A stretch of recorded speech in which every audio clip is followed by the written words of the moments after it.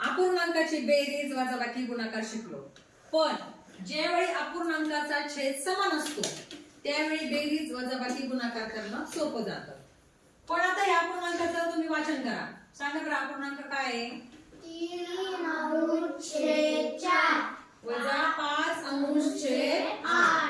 आता ह्या अपूर्णांकामध्ये छेद समान आहेत का? नाही.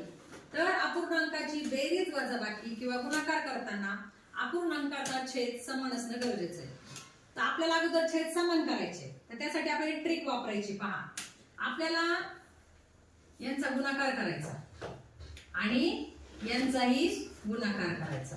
सांगा मला 3 आणि 8 चा गुणाकार 24. Very good. 4 आणि 5 चा गुणाकार 20. Very good. आता यांचा गुणाकार 8 चोक 32. Very good. मध्ये चिन्ह कोणतं आहे? वजाबाकी.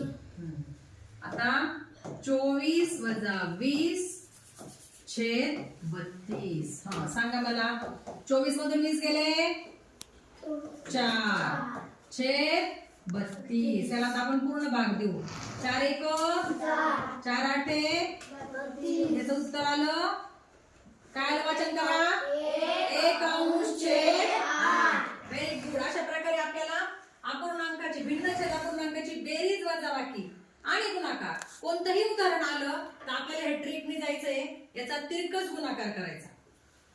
तिरकस गुणाकार करायचा. पुन्हा त्या संख्या मांडून घ्यायच्या आणि त्याच्यामध्ये जे चिन्ह आहे मध्ये त्यानुसार कृती करायची आणि आपल्याला आपलं उत्तर एकदम सहजतेने निघणार आहे.